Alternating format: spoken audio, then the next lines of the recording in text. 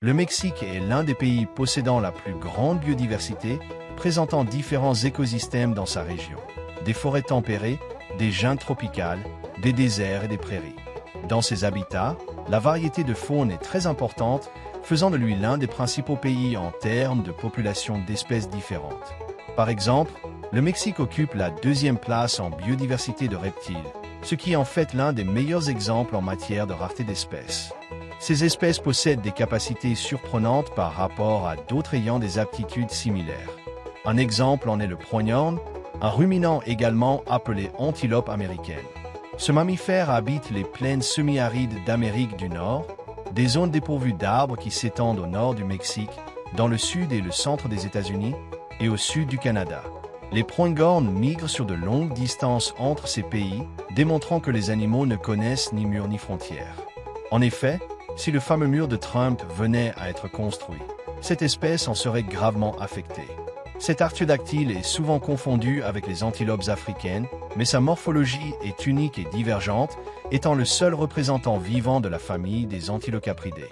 Génétiquement, ils sont apparentés à l'okapi et à la girafe, partageant certains ancêtres communs datant de millions d'années, ce qui en fait des cousins très éloignés des cervidés.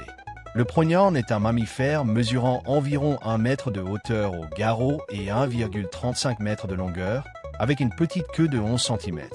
Les mâles pèsent environ 60 kg, tandis que les femelles pèsent en moyenne 47 kg, étant assez similaires en taille à d'autres cerfs.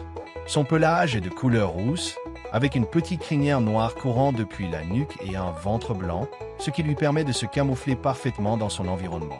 Il possède de longues oreilles pointues, presque à la hauteur de leurs cornes, qui sont droites mais qui se courbent lorsqu'elles commencent à se diviser, atteignant entre 37 et 50 cm de long.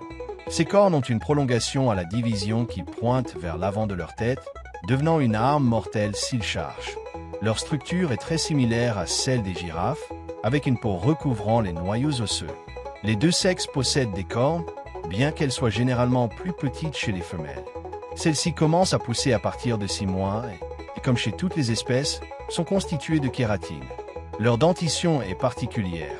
Les incisives et les canines ne sont présentes que sur la mâchoire inférieure, tandis que la mâchoire supérieure possède un coussinet qui leur permet de couper leur nourriture. Ils ont 3 paires de prémolaires et de molaires de chaque côté, très similaires à la formule dentaire de nombreux ruminants, remplissant la même fonction de coupe et de mastication. Leurs yeux sont grands et offrent une vision de 320 degrés, ce qui leur permet de détecter tout danger dans un large rayon. Une autre différence avec de nombreux cerfs est que le prognone possède une vésicule biliaire. On connaît 5 sous-espèces de ce vertébré, dont 3 vivent au Mexique. Le prognone péninsulaire est en danger critique d'extinction, tandis que les autres varient entre vulnérables ou en danger. De nombreux groupes présentent un comportement migratoire, parcourant des milliers de kilomètres dans leur déplacement. Ils forment des troupeaux de centaines d'individus des deux sexes et d'âges différents, qui peuvent parcourir jusqu'à 260 km à différents moments de l'année. Cependant, ils effectuent généralement cette activité en hiver, et lorsque le printemps arrive, ces méga-groupes se séparent. Comme de nombreuses espèces migratrices, ils voyagent en grand nombre pour augmenter les chances de survie du groupe. Lorsqu'ils ne migrent pas, ils s'organisent en différentes structures sociales. Les groupes principaux comptent environ 12 individus, avec un mâle dominant protégeant jalousement plusieurs femelles contre d'autres mâles. Cependant, étant des animaux grégaires, la plupart des individus forment des groupes. Les jeunes célibataires se rassemblent en troupeaux en attendant d'atteindre la force et la taille nécessaires pour attirer des femelles et former leur propre groupe. Ces territoires sont généralement établis près de points d'eau qu'ils défendent par marquage olfactif, vocalisation ou agression envers les intrus. Le dimorphisme sexuel est évident dans la taille. Les femelles sont plus petites avec des cornes moins développées, tandis que les mâles présentent des couleurs plus vives. Cette coloration vive attire les femelles pendant la saison de reproduction, qui a lieu entre mi-septembre et octobre, automne dans l'hémisphère nord. Durant cette période, les mâles se livrent à des combats et parades nuptiales avant l'accouplement. Un fait fascinant est que les femelles ovulent jusqu'à 7 ovules, mais ne peuvent développer que 2 embryons. Les autres, au stade de blastocyste, sont réabsorbés par l'organisme faute de nutriments.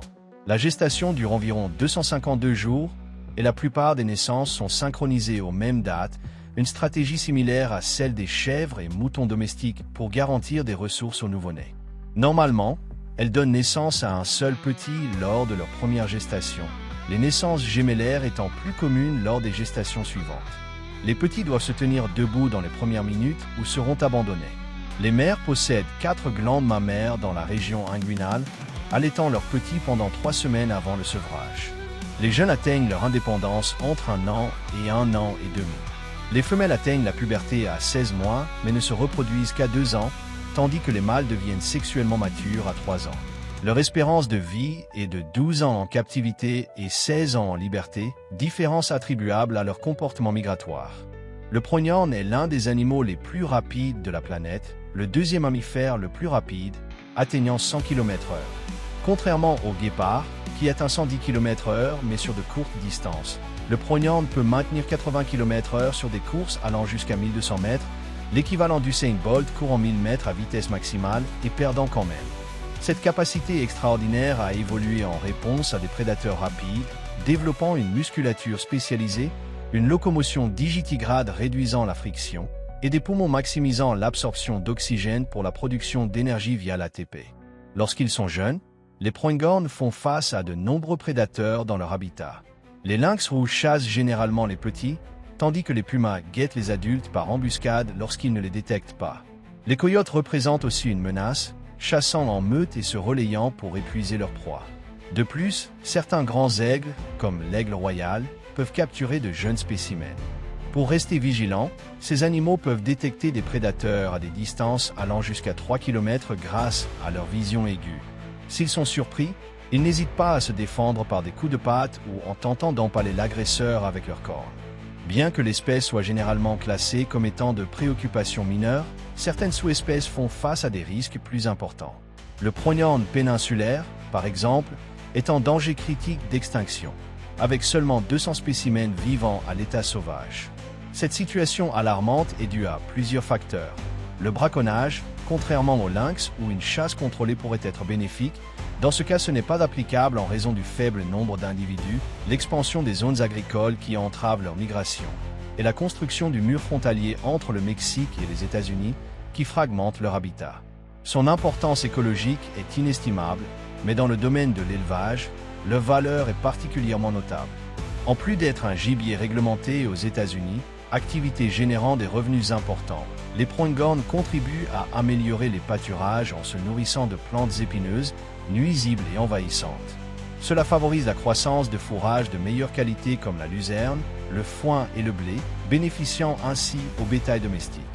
Cependant, ils peuvent transmettre des maladies comme la pseudostertagiose et la méningite parasitaire, c'est pourquoi leur viande ne doit être consommée que bien cuite. Cet animal rapide, véritable guerrier des zones désertiques, est en train de disparaître au Mexique. Sa préservation est cruciale, non seulement pour le bénéfice humain, mais pour l'équilibre des écosystèmes. Le prognon est sans aucun doute une espèce qui mérite notre attention et notre protection.